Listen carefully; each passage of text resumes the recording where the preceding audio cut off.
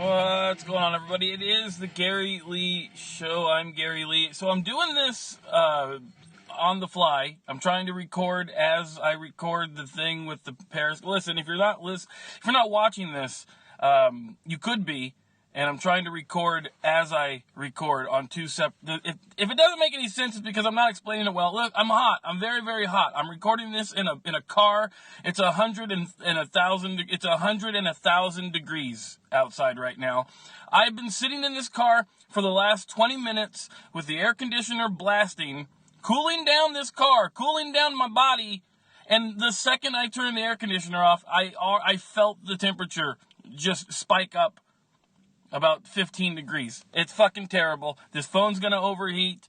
This recorder's gonna overheat. I'm gonna fucking overheat. Now, when I woke up today, I was in a decent mood. When I got out of bed today, I was in a pretty good mood. Started taking care of business, started getting things done, and I was in a decent mood. I thought I was in a good mood until I came here. I passed a Target.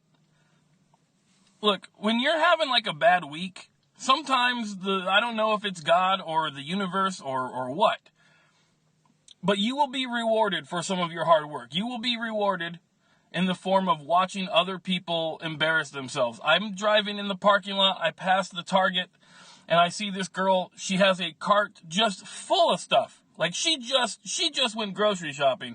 She steps off, she does the thing where she puts the first part of the cart off the curb, and she's trying to hold the fucking cart with her leg. Now, I'm going to say this. The contents of her cart, 50 pounds, maybe? Her total body weight, this girl, 40 pounds, maybe? Because as she's leaving the curb, the cart goes sailing, like she just fucking kicks it off or something, and she just fucking... Remember the scene in Home Alone 2, Lost in New York, when Harry and Marv are chasing after Macaulay Culkin, and he takes apart that pearl necklace, and then they just fucking, they eat it? That's what I saw. This lady, dressed over her head, her head cracked the sidewalk. It was great. Listen, I'm not an asshole. I waited to see if she got up, because if she didn't get up right away, I wasn't going to laugh. I wasn't going to take joy out of this. I was going to be concerned. Would I have pulled over, got out of the car, helped her up? Probably not, no. But I would not have laughed. But she sprung up. She sprung up real quick. So I did get a hearty laugh. So if you think you're having a good day, you're not having a good day unless you've seen someone just rock. By the way, she threw the cart out into traffic. It was fucking great. She flipped over, landed right on her head. It was awesome. That's what you need. That's what a good day is. I'm having a good day today, except for this temperature. Right now, I'm looking at it. It's 102 degrees. Inside this car, 400 degrees, maybe. But I'm going to record a podcast for you, Sarah Spurbeck. That's right. If you're a member of the Patreon, you'll have your own episode of the podcast, tailor-made to you. So here's the thing. I asked young Sarah what she wanted me to do for this podcast. I asked her, what topic would you like me to take on? What would you like me? And she suggested that I review a movie. And I review movies all the time, but I don't know if I've ever reviewed a documentary before. And that's what I'm about. First of all, she wanted me to review. Sarah's watching right now, by the way. And you can too. Patreon.com/Gary Lee Show. You can watch live, like Julie Butler Brown's watching live, Elizabeth is watching live, John motherfucking Noble's watching live, and Sarah herself watching live. Sarah was shocked and amazed that I had no clue who Lou Pearlman was. No idea who Lou Pearlman was. Apparently, by the way, spoiler, we'll get into the movie. Lou Pearlman was a gigantic fucking scumbag. When I told Sarah I didn't know who Lou Pearlman was, she was shocked. She was shocked. Here's the problem, guys. Back in my day, there were only like a handful of fucking total scumbags out there. We can keep track of all the fucking scumbags. There's just a few of them. We knew what they were up to. We can keep an eye on them. Everything was good. Now, we are lousy with scumbags. They're all over the place. You can't swing a dead cat without hitting a scumbag. Why would you swing a dead cat? That seems barbaric. pointless, unnecessary, but you can't do it. If you were to do that, you couldn't do it without hitting a scumbag. So excuse me, Sarah, okay? Excuse me, Sarah, for not, by the way, people watching live, they're asking who Lou Pearlman is. First of all, why don't you have some patience? Clearly, I'm going to tell you all who the fuck Lou Pearlman is. But Sarah, don't tell them who Lou Pearlman... I'm going to get to that because I just reviewed a movie, according to Sarah, a movie, according to her, called A Boy Band Con, the Lou Pearlman story. By the way, I love that title. That sounds like all the old... that sounds like by the way, she's telling me not to yell at me. Okay, let me make something perfectly clear. If you sign up for the Patreon, and I hope you do, I truly appreciate it, you will get certain perks. You'll get to watch and or listen to me record these podcasts live. You will get to recommend topics, movie reviews, whatever. What you will not get to do is tell me not to yell at you when you do something either stupid or annoying. Sarah just did both, and now she's trying to tell me not. No, I'm sorry, you didn't know. Nah, your money doesn't. By the way, speaking of money, in order to watch this movie, you can't find it anywhere. The only place you can watch this fucking movie is on YouTube Premium. Before I complain about this movie Sarah made me watch, and before I hike up the price on my fucking Patreon, let me just fucking complain about YouTube Premium. It's the biggest fucking ripoff I've ever seen. First of all, okay, I'm full disclosure. I'm not paying for this bullshit. I signed up for the free month trial, and a trial is what it will be. I'm going to cancel that shit today. But I figure, you know what? I've used YouTube for like 15 years, right? I've given nothing back. I mean, I have created lots of content that none of you assholes decide to watch, but I've given nothing back to YouTube. If they decide to charge a couple bucks, I'm all for it. However, $15 they're charging for this. $15. And I listen, they charge you $15, and in exchange for your $15, YouTube removes all ads from all videos. I'm kidding, they don't do that. It's a scam. You have to pay them $15 a month so you can get their original content, their premium content, which is Cobra Kai, the Karate Kid original series, and a documentary about a boy band asshole. That's it. This thing costs more than Netflix, and you get nothing. And it's a perfect business plan. Here's what I'm gonna do from now on. I'm gonna raise the Patreon membership to $1,000 a month, and then I'm gonna release one podcast a year because I'm gonna go by the YouTube model. So anyway, I signed up for the YouTube thing. By the way, Sarah herself has not watched this movie. So another thing Sarah's done to upset me. Again, I appreciate your business. I don't like being tricked or duped. So I watched the movie. Before temperature check. It's 103. It's 103 now. The temperature is I'm sweating. I've been in this car for fucking 8 minutes. 8 minutes, guys. So I watched the movie. I got a review for you. So first of all, if you don't know who Lou Pearlman is a scumbag extraordinaire. He's the guy that created pretty much all of the boy bands in the 90s and early 2000s. Like, you ever wonder why all the boy bands are exactly the same? All their music sounds the same. All their dancing looks the same. Even the boys themselves look the same. You have the Lance Bass, who's the cute guy. You have the Timberlake, who's the talented guy. You have the Joey Fatone, who looks like a father. And then you have Chris Kirkpatrick, who, he doesn't look ugly, and he's not necessarily attractive. He's just odd looking. And he's in the group because there are people who prefer the Chris Kirkpatricks of the world.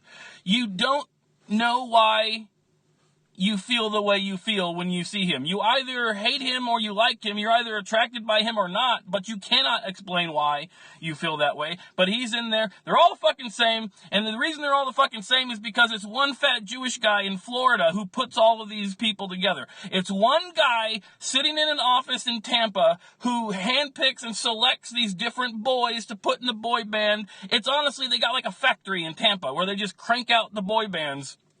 At least he used to. So that's who Lou Pearlman is. By the way, if all he ever did was create the Backstreet Boys, he's still a fucking scumbag, right? He's still gross. If that's all he did. If all he did in this world was create a boy band, just the one boy band, he's still going to hell most likely. But as I found out through watching this, I'm going to say entertaining documentary, he did so much more. I had to keep notes here. By the way, the documentary, I separated this documentary into 3 parts. There's the first part, second part, third part. You guys know how to count. So the first part, by the way, this movie is produced by Lance Bass. So there's a good portion of this movie that is just Lance Bass sucking his own dick. There's a chunk of this movie where it's just him, it's just Lance Bass and his mom talking about how talented he is. I mean, listen, if I'm Lance Bass, I'm turning on the AC, guys. I didn't want to do it. I didn't want to have that sound in the background, but it's going to have to happen because I'm sweating through this t-shirt, and this is a quality made t-shirt, guys. Anyway, there's about 10 minutes where it's just Lance Bass sitting in his kitchen talking to his mom about how talented he was as a young child. Not necessarily an interesting movie, but there's quite a bit of Lance Bass sucking his own dick in this movie, as to be expected out of a movie produced by Lance Bass. But the first part of the movie, it's basically all about the Backstreet Boys and NSYNC and the Holy War. The war that took place between these two boy bands. Very little of this first part of the documentary has anything to do with the guy the documentary is about. Now, I learned a lot about NSYNC and I learned a lot about the Backstreet Boys during this first part of the documentary. Most of this stuff probably could have been covered in a Backstreet Boys and or NSYNC documentary. I don't give one single solitary fuck about any of the Backstreet Boys information here. I don't care. You need a little bit of it to truly understand what a piece of shit this guy is, but there's so much. The first 30 minutes of this movie is just about, it's 2 groups of young boys dancing, having dance-offs. I didn't need it. Anyway, we find out who Lou Pearlman is, and by the way, picture your math teacher. Picture your 8th grade fucking math teacher. That is Lou Pearlman. That is who we're dealing with here. He looks like that, just a big fat old dude who's a millionaire. He owns an airline.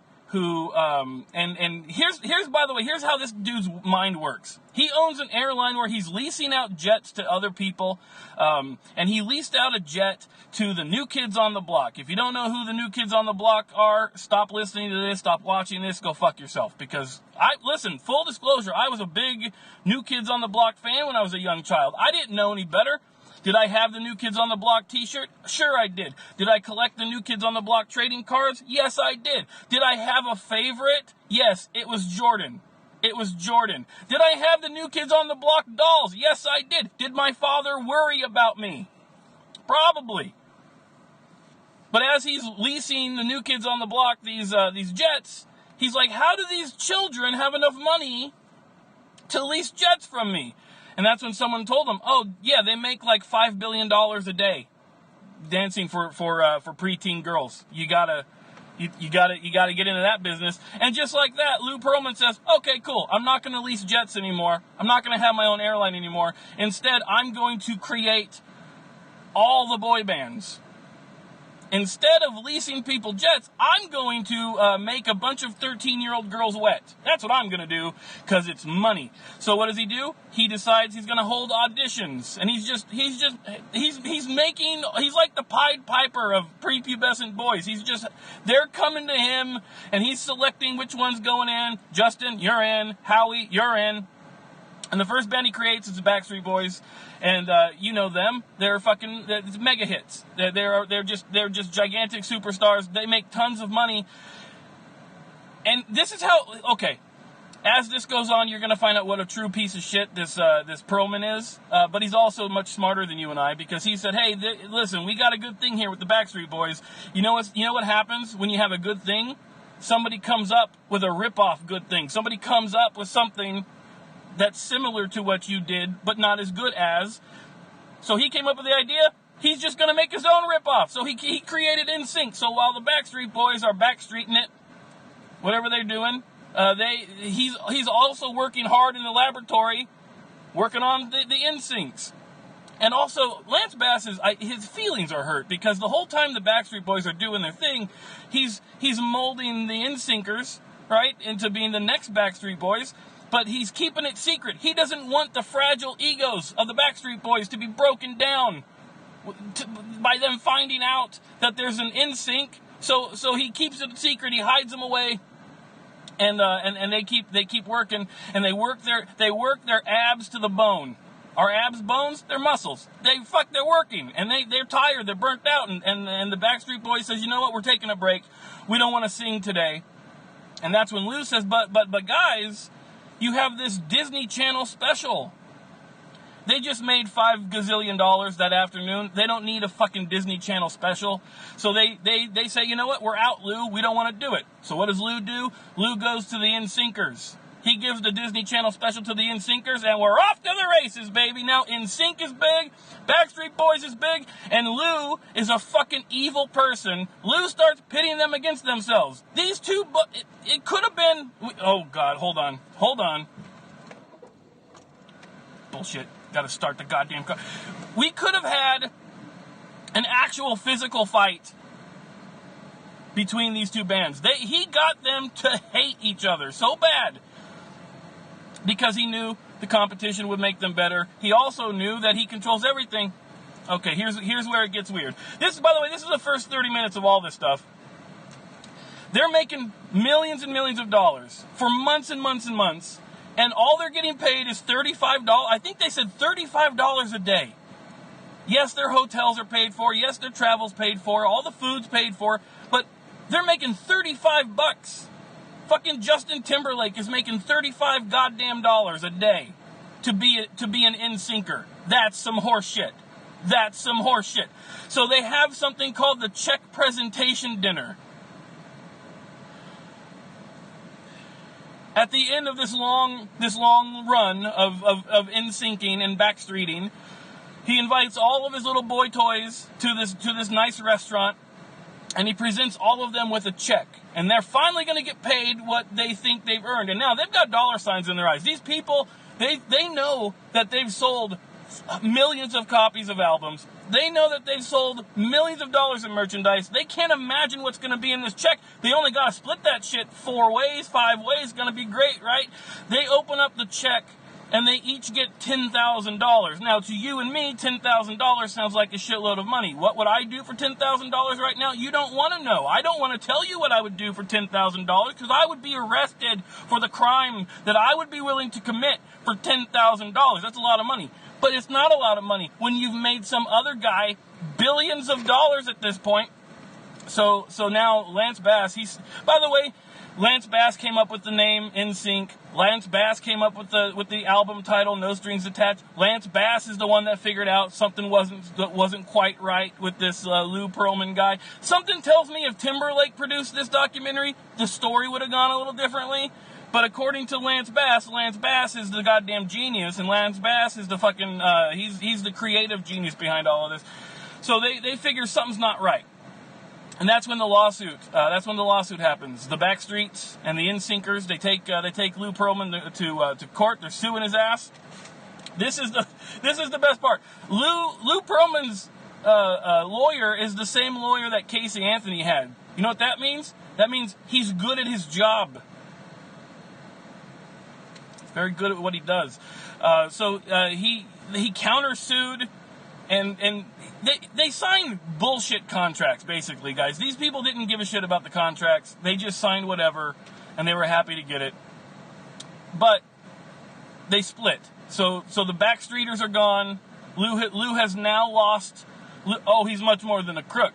Lou has lost the NSYNCers. So what does Lou do? Lou's not a quitter. Lou decides, well, I got to get a new crop of boy bands. So he starts LFO. That's right, the light, funky ones. Yep, they're Lou boys. He started O-Town.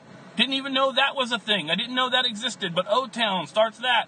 He starts his first ever all-girl group. Innocence. Oh, and something weird and creepy and fucked up happens with those ladies. I'll get to that in a minute.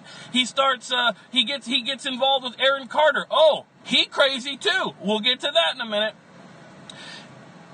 He's been proven to be a fraud. He's been proven to be a criminal. Yet these people are still signing. Now listen, Lance Bass, he didn't know any better. Justin Timberlake, they didn't know any better, right? These new people, the light funky ones, these people, O-Town, Take 5, whoever the fuck they are, they knew about this guy being a complete fraud, being a complete criminal, being a complete asshole, and they still signed the contract. Now, all of these people were 18, I think, so it's technically, ultimately up to them. But where's Mama and Dada? Where's Mama? And where's maybe your uncle who was a lawyer or at least dropped out of law school to read over these fucking contracts for some of these kids? I mean, come on. They're greedy fucks and they're bad parents. By the way, when this happens, the entire movie up to this point, every single person is describing Lou Pearlman as the greatest fucking dude on the planet. He's the nicest guy in the world. He's everybody's best friend until the lawsuit happens, and then he turns heel, my friend. It's like Hogan at Bash at the Beach. Motherfucker is an evil son of a bitch to all these kids, but he's super nice to the new crop of kids. So that's the first part. That's the first part of this documentary. The second part of the documentary is what I like to call the most boring 30 minutes that I can remember sitting through in a long fucking time. The next 30 minutes of this documentary is just all about Lou Pearlman's childhood friends. Who could give a fuck? By the way, you know what you learn about Lou Pearlman's childhood friends? They're all kind of cool with him. He was a fat little kid, kept to himself. 30 minutes to tell me this fucking story, by the way. But there was one piece of information I enjoyed. According to Lou, by the way, Lou also sounds like a criminal name.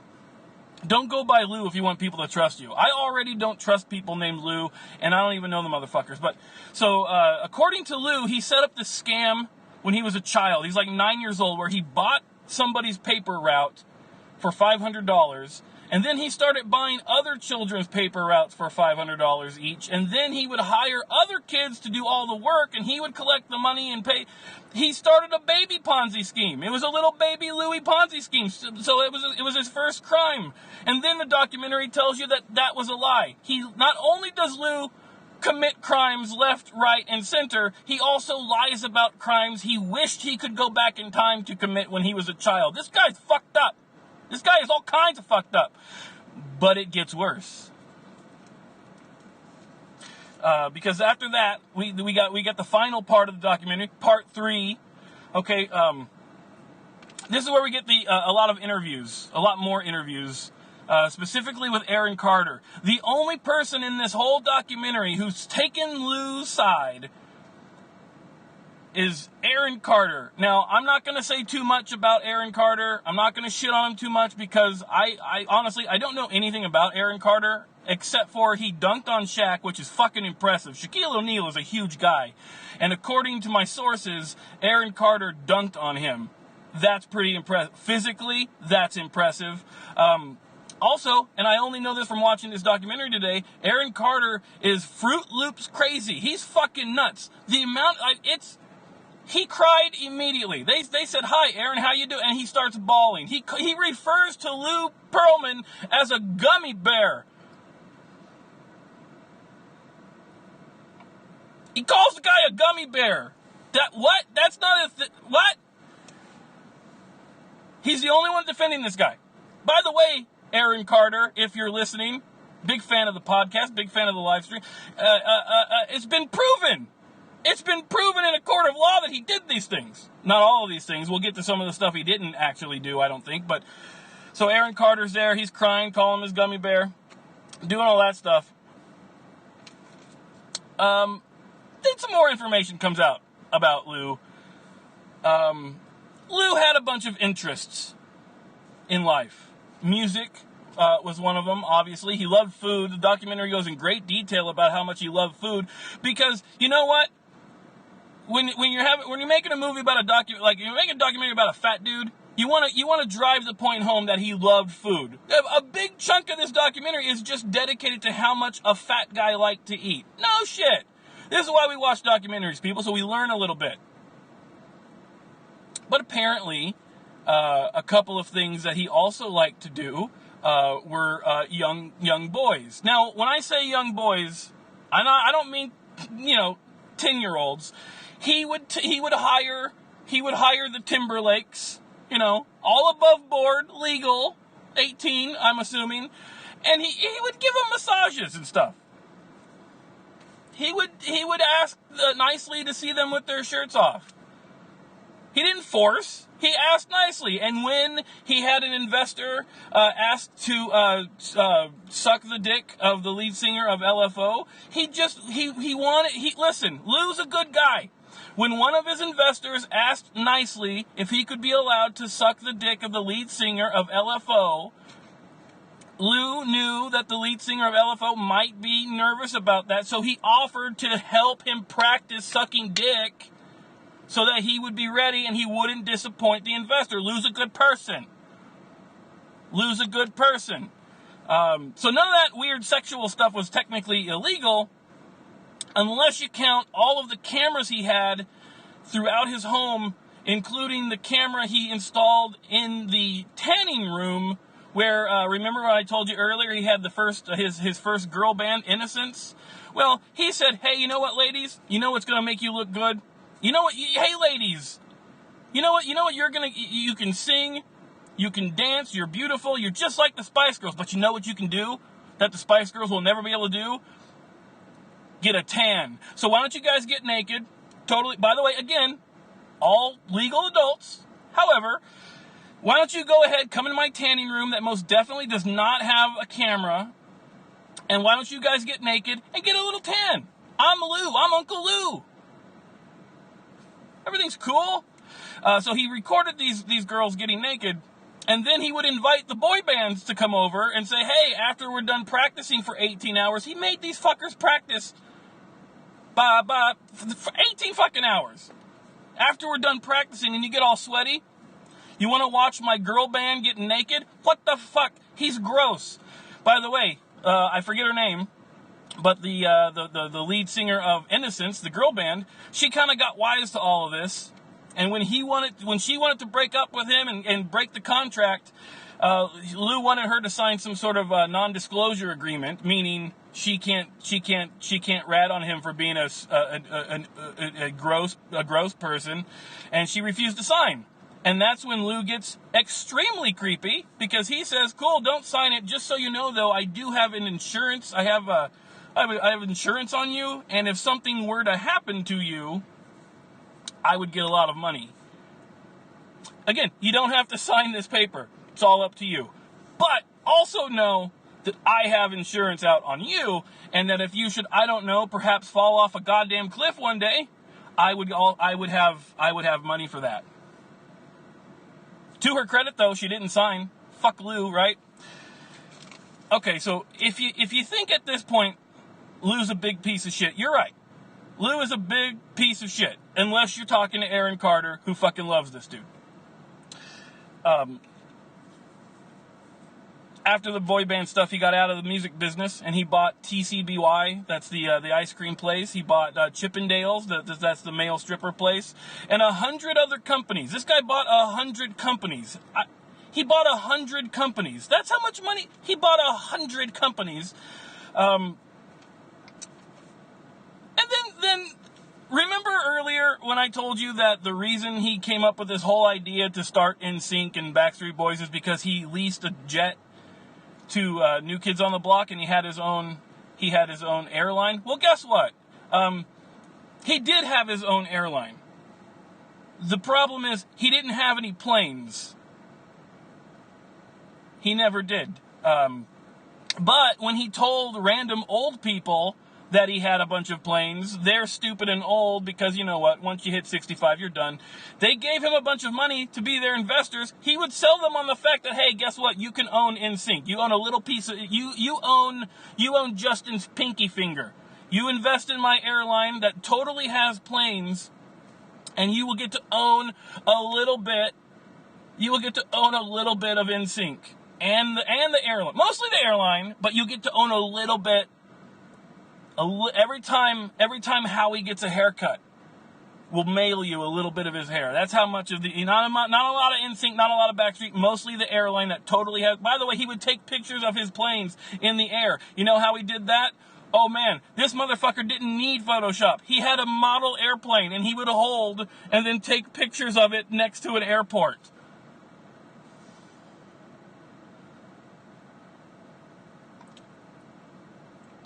I was impressed by the... Wow.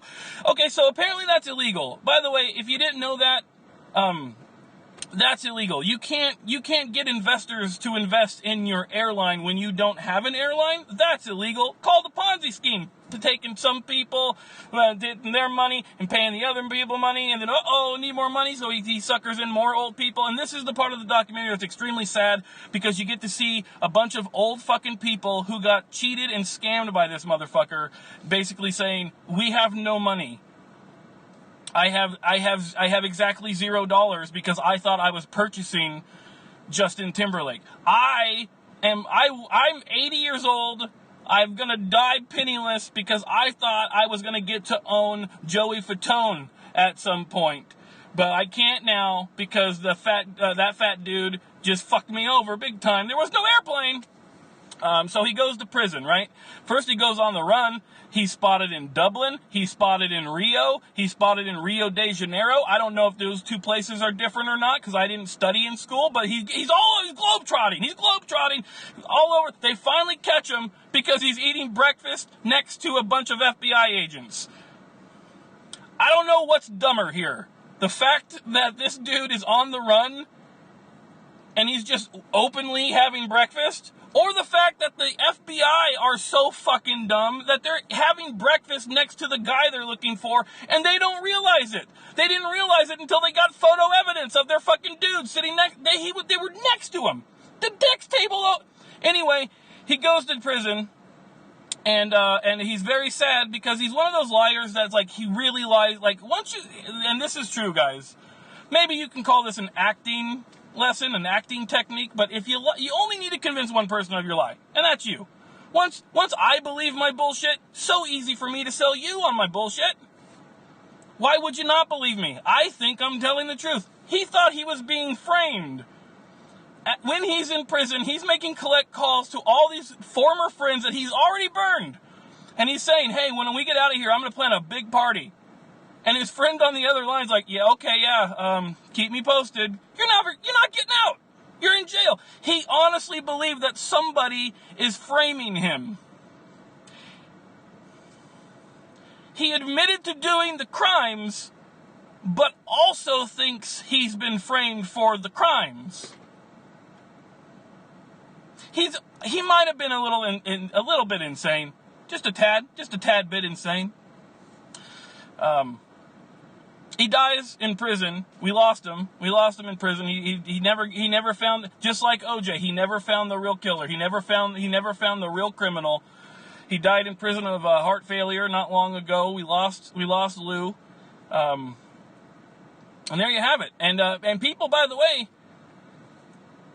the thing I liked about this documentary is the people that clearly got fucked over hardcore, not the old people, not the investors. They're glad this guy's dead, and they wish that they could have been responsible for killing him with good reason. But like the boy band people, they're sort of in this weird spot because while he was doing good, while life was good, life was great. And they became friends with this dude. And if it weren't for this guy, there would be no Justin Timberlake. There would be no NSYNC. There would be none of these things. So they hate him because he fucked them, but they also appreciate him because he made that. It's a fucking weird thing. I felt super bad for all the old people that got taken advantage of. Didn't feel super bad for like Lance Bass and people like that because honestly, you eat caviar out of people's buttholes every night. Fuck you. I don't care about you. But you know, for all the friends and all the personal people he fucked over, that sucks. Final review of the documentary. Is it worth paying $15 to YouTube per month to watch this and possibly a show about the Karate Kid that may or may not be good? No, it's a goddamn scam. How the fuck are you going to offer way less than Netflix and be way more? But this is not a review of Netflix or YouTube Premium, which used to be called YouTube Red, and I think finally someone told them, hey, you know RedTube's porno, right? We can't call ourselves that. A lot of it's boring. There's a good chunk in the middle where they just keep repeating themselves. It's one former band member after another saying, yeah, that guy sucks ass. And it's just that for 30 minutes, and then you get to walk around through his childhood, which has nothing to do with anything. The kid was an idiot and a liar, and he grew up to be an idiot and a liar, so you don't learn much there. There's a shitload of information about the Backstreet Boys and the NSYNC, which is, kind of interesting, but has nothing to do. There's too much of NSYNC that has nothing to do with the story they're trying to tell. This documentary should be 45 minutes. It's an hour and 40 minutes. Holy fuck, that's too long for this. I learned something though. I didn't know who this fucking guy was. I didn't know that he was behind all of the boy bands. I knew that the boy bands were made in like some sort of fucking laboratory somewhere, but I didn't know that the one dude was in charge of all. O-Town! Can you believe it? He didn't touch 98 Degrees though. Didn't get his grubby little fucking sausage fingers on Lachey. They stayed away from it. 98 Degrees, they were the rip-offs that Lou was afraid of. Finally got to him. But I did learn something. And I guess that's kind of the point. And I learned something, and aside from that 20 minutes or 30 minutes in the middle where, honestly, I could not have given a fuck, I was highly entertained by most of it, and I had a good time. So, if you want to get YouTube Premium for any other reason, this is definitely worth a watch. Should be shorter, maybe a little less Lance Bass sucking his own dick. But although we could have used more Aaron Carter. That dude's fucking nuts. I don't even want to make fun. I don't want to make fun of Aaron Carter because that dude's got some problems. He's a little bit nuts, and we should all feel bad for Aaron Carter. Give him some respect. He dunked on Shaq. Documentary proof. Go to YouTube it. You don't even need YouTube Premium. Just you type it into YouTube and in the search bar, dunking on Shaq. Guess whose face pops up? If you guessed Aaron Carter, you would be 100% correct. Aaron Carter is a gifted athlete and a fucking crazy person who calls weirdos gummy bears. It's not very good. Anyway, that's the episode. Sarah, you've been in and out. I don't even think you're watching right now. I'm going to yell at you next time. But thank you for donating to the Patreon. Thank you for watching. And if you would like to watch and or listen to me record these live, patreon.com/The Gary Lee Show. If you don't, tell a friend. Spread the word. You know, you probably got a friend. If you're listening to this, I'm assuming you have a friend. Let them know that I have a thing that they can get maybe you don't. Maybe you have only enemies. Maybe you're like Lou Pearlman, and you've just made enemies everywhere you go. Tell some of them if you don't like me. Let them deal with my bullshit. Point is, thank you, Sarah. Thank you, everyone else. And I'm hot. I'm gonna go get something to eat.